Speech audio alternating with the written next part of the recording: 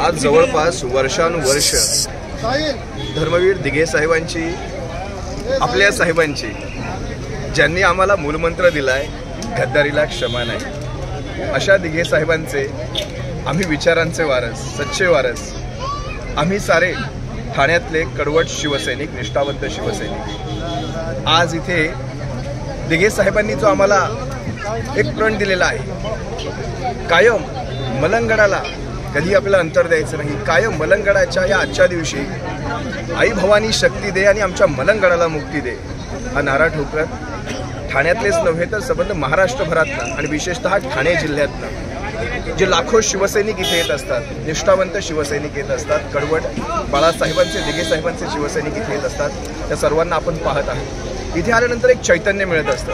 बघा, आज एवढ्या रखरखत्या उन्हामध्ये जवळपास 35-36 कदाचित 38पेक्षाही तापमान जास्त गेलेलं असेल, पण एवढ्या रखरखत्या उन्हामध्ये आजही आज धर्मवीर दिघे साहेबांना आपल्यामधून जाऊन जवळपास 25-26 वर्ष झालेली आहेत। त्यानंतरही तो विचार जोपासायचं काम हे शिवसैनिक करतायत, मलंगडाच्या मुक्तीसाठी आजही प्रार्थना करतायत, धर्मवीर दिघे साहेबांची आठवण काढतायत। हे सगळं पाहिल्यानंतर एक अंगामध्ये एक स्फूर्ती येते आणि पुन्हा लढण्याचं बळ येतं। हे लढण्याचं बळ पुन्हा बघा, आज तो विषय जरी नसला तरी आजही आम्ही इथूनही दिघे साहेबांना आणि बाळासाहेबांना पुन्हा इथून वचनबद्ध होतोय, या मलंगडाच्या पायथ्याहून वचनबद्ध होतोय, या पवित्र धरतीतून वचनबद्ध होतोय की दिघे साहेब, बाळासाहेब, आम्ही आज इथे आहोत। ही शिवसेना, ही निष्ठावंतांची शिवसेना पुढे घेऊन जाण्यासाठी आम्ही इथे आहोत आणि इथून तुम्हाला सांगतो, कधीही शिवसेनेला अंतर नाही, या मलंगडाला अंतर नाही आणि दिघे साहेबांच्या आणि बाळासाहेबांच्या विचारांतर अंतर नाहीच नाही।